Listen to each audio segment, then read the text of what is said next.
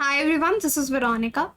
Recently आपने बहुत ज़्यादा ये न्यूज़ में सुना होगा कि किस तरह से एक सारस की दोस्ती एक इंसान के साथ रही, लेकिन उसके चलते फॉरेस्ट डिपार्टमेंट ने यानी वन विभाग ने आरिफ उनका नाम है, उनको समन किया है। सो किस लॉ के अंदर उनको बुक किया गया, क्या पेनल्टी उन पे हो सकती है, इसके बारे में हम डिटेल में जानेंगे।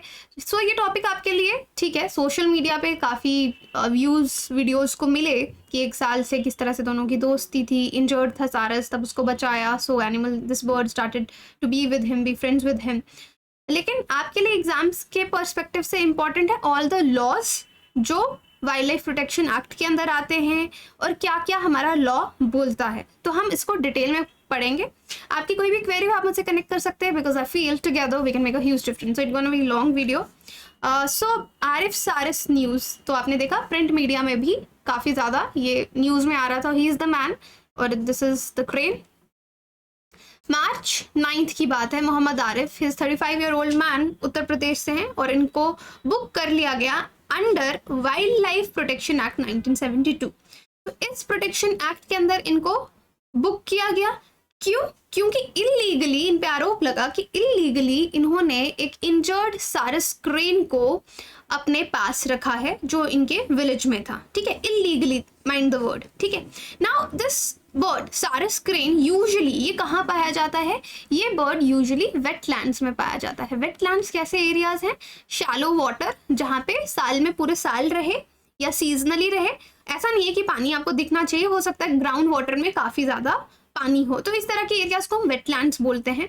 तो usually this crane is find in wetland areas. अब जो सारस क्रेन है, this is the state bird of Uttar Pradesh also. Standing 150 to 156 centimetres height इस बर्ड की रहती है और ये वर्ल्ड का टॉलेस्ट फ्लाइंग बर्ड है। तो इसका इंपॉर्टेंस काफ़ी है। तो इस तरह से वन विभाग ने नोटिस जो है इनको भेजा। आप देख सकते हैं कैसे इनके विलेज में सारस इनके साथ साथ रहता है। काफ़ी इस तरह के पिक्चर्स आपने सोशल मीडिया पे वायरल होते हुए देखे होंगे। Now coming to this topic from an examination perspective. So now you know कि किस लॉ के तहत इनको बुक किया गया, वाइल्ड लाइफ प्रोटेक्शन एक्ट के तहत। सो वाइल्ड लाइफ प्रोटेक्शन एक्ट क्या है और इंडिया में क्या बोलता है? सो आपको ये मालूम होना चाहिए कि वाइल्ड लाइफ प्रोटेक्शन एक्ट 9 सितंबर 1972 को ये फोर्स में आया, ये लागू हुआ कि वाइल्ड एनिमल्स को, बर्ड्स को, प्लांट्स को, तो वाइल्ड लाइफ की बात में तो यहाँ पे बर्ड्स भी आते हैं, एनिमल्स भी आते हैं, प्लांट्स भी आते हैं इस प्रोटेक्शन में। ठीक है, इस एक्ट के प्रोटेक्शन में।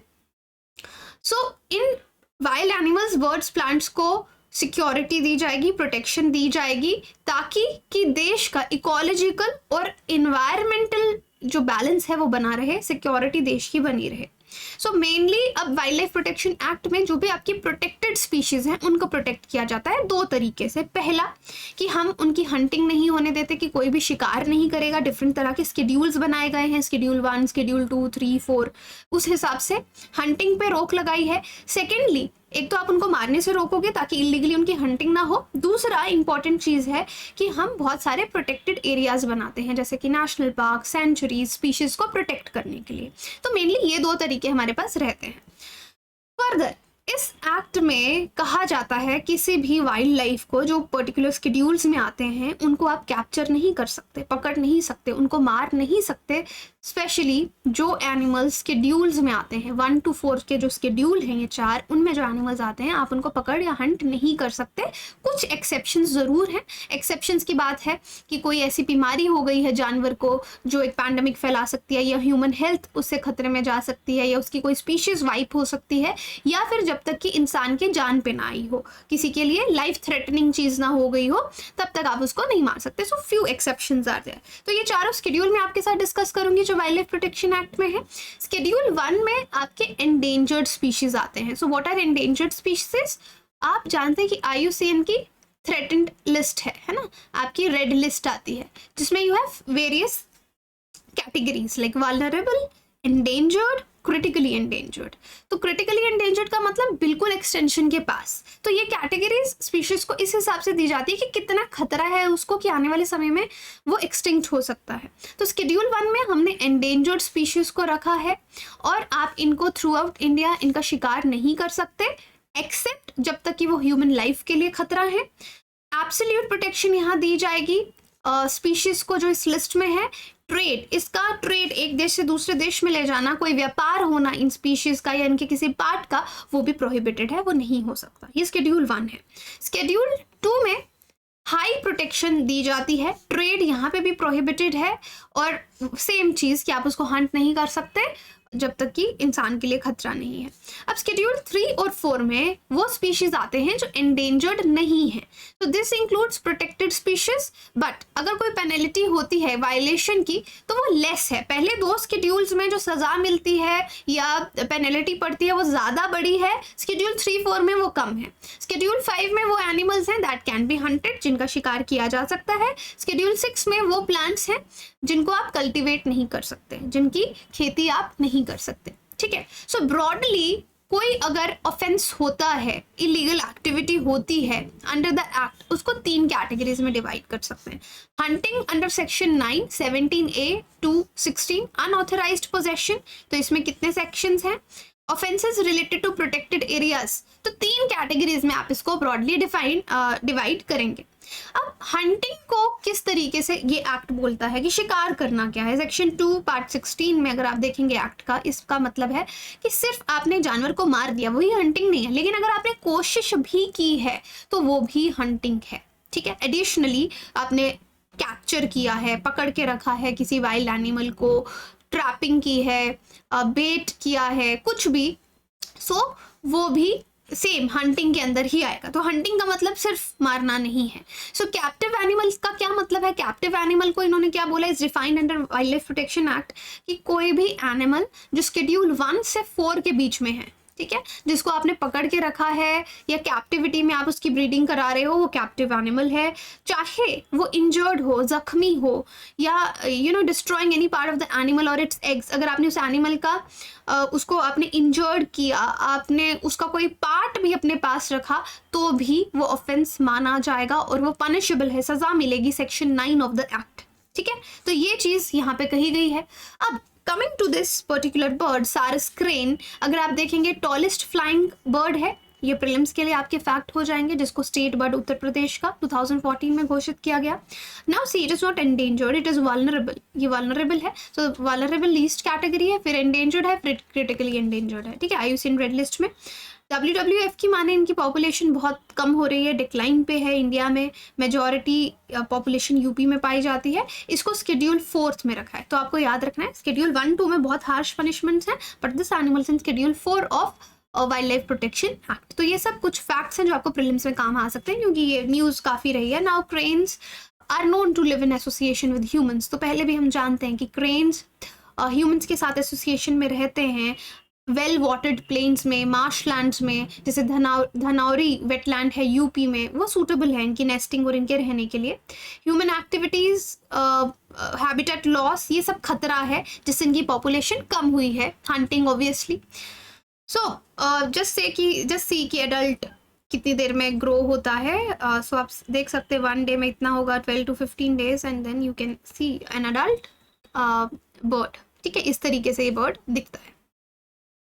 Now, what is the law on animal and birds under Schedule 4? तो अब हम इसको और जूम करके टॉपिक को पढ़ते हैं। पहले हमने वाइल्ड लाइफ प्रोटेक्शन एक्ट पढ़ा, तो अब हमको पता है सारस क्रेन शेड्यूल 4 में आता है। तो अब इसके अंदर क्या लॉ है ना, ये जो स्पीशीज हैं जो शेड्यूल 3 और 4 में वाइल्ड लाइफ प्रोटेक्शन एक्ट के आएंगी, सेक्शन 44, 48, 49 इसको गवर्न करता है। ये 3 सेक्शंस, ठीक है, ये डील करते हैं। रोक लगी है कि ट्रॉफी एनिमल्स या आर्टिकल्स विदाउट अ लाइसेंस नहीं कर सकते, purchase of animals without by a license, और restriction on transportation of wildlife, ये सब पे रोक है। सेक्शन 48 एक्ट का स्पेसिफिकली बोलता है कि कोई भी वाइल्ड एनिमल या कोई एनिमल आर्टिकल जो ट्रांसपोर्ट हो सकता है after obtaining permission from chief wild life warden, तो इनका परमिशन लेना इज वेरी इंपॉर्टेंट, और कोई और ऑफिसर जिसको चीफ वाइल्ड लाइफ वार्डन ने या गवर्नमेंट ने ऑथराइज किया है उसके बिहाफ पे परमिशन देने के लिए, तो आपको परमिशन जरूर लेनी है। While no hunting is allowed of the species, तो ये जो स्पीशीज है यहाँ पे इसकी हंटिंग बिल्कुल भी अलाउड नहीं है, लिस्टेड अंडर शेड्यूल 3-4।